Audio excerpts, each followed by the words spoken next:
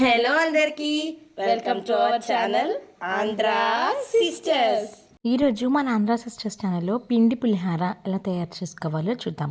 దీనికి కావాల్సిన పదార్థాలు: వరి నూక 2 గ్లాసులు, నూనె 4 నుంచి 5 టేబుల్ స్పూన్లు, శనగపప్పు 2 టేబుల్ స్పూన్లు, మినప్పప్పు 1 టేబుల్ స్పూన్, ఆవాలు 1/2 టేబుల్ స్పూన్, ఎండుమిరపకాయలు 4 నుంచి 5 ముక్కలు చేసినవి, పచ్చిమిరపకాయలు 2 నుంచి 3 చీల్చి పెట్టుకున్నవి, జీడిపప్పు ఇది ఆప్షనల్ అండి, ఉంటే వేసుకోండి లేకపోతే స్కిప్ చేయండి, అల్లం చిన్న ముక్క, ఉప్పు రుచికి తగినంత, చింతపండు చిన్న నిమ్మకాయ అంత, పల్లీలు 3 టేబుల్ స్పూన్లు. ముందుగా స్టవ్ వెలిగించి ఒక బండి దాని మీద పెట్టుకొని 2 నుంచి 3 టేబుల్ స్పూన్ల నూనెని దాంట్లో వేసి మనం రెడీ చేసి పెట్టుకున్న పల్లీలు అంటే పలుకులు, శనగపప్పు, మినపప్పు, ఆవాలు పోపుని దాంట్లో వేసి ఎర్రగా వేగనివ్వాలి.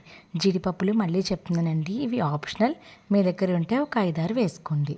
చూడండి, పోపు అంతా అలా నూనె మొత్తం బుడగలు వస్తూ వేగాలన్నమాట. అలా వేగుతున్న పోపులో 4-5 ఎండుమిరపకాయలు ముక్కలుగా చేసి వేసుకున్నవి యాడ్ చేసుకోండి.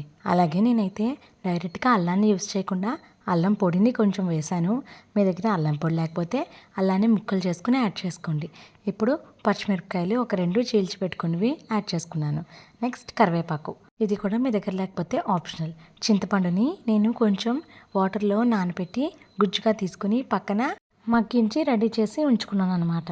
మన ఛానల్లో ఆల్రెడీ రెడీమేడ్గా చింతపండు ఎలా రోజు యూసేజ్కి పెట్టుకోవాలి అనేది ఉందండి, మీకు కావాలంటే చూడండి.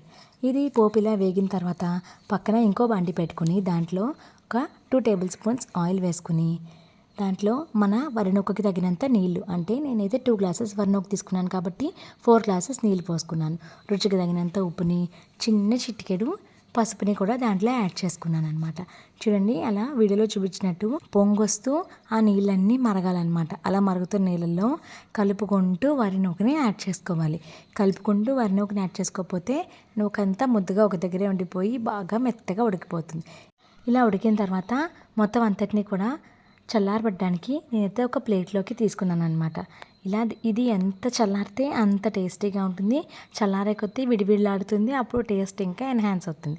ఇలా చల్లారుతున్న పిండిలో, అంటే దీన్ని పిండి అంటాం అనమాట, ఉడికిన తర్వాత ఈ పిండిలో మనం రెడీ చేసి ఉంచుకున్న పోపులన్నిటినీ కూడా యాడ్ చేసుకోవాలి. పోపులు అంటే మొత్తం చింతపండు అంతా పోపులంతటికి అంటుకుని ఉంది కదా, దీన్నే మనం ఈ పులిహోరలో యాడ్ చేసుకుంటాం.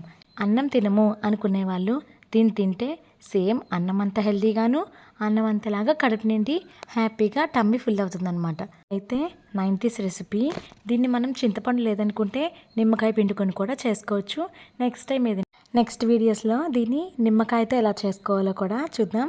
అంటే పోపుల్లో చింతపండు యాడ్ చేయకుండా మొత్తం అన్నీ మిక్స్ చేసిన తర్వాత నిమ్మకాయ యాడ్ చేయడమే, అది ఇంకో టేస్ట్ ఉంటుంది. కానీ రెండు కూడా చాలా చాలా మంచి హెల్తీ బ్రేక్ఫాస్ట్ అనమాట. దీన్ని అన్నం ప్లేస్లో హ్యాపీగా తినవచ్చు. జర్నీస్కి అలాంటప్పుడు తీసుకెళ్ళడానికి దీన్ని ఎక్కువగా ప్రిఫర్ చేస్తూ ఉంటారనమాట.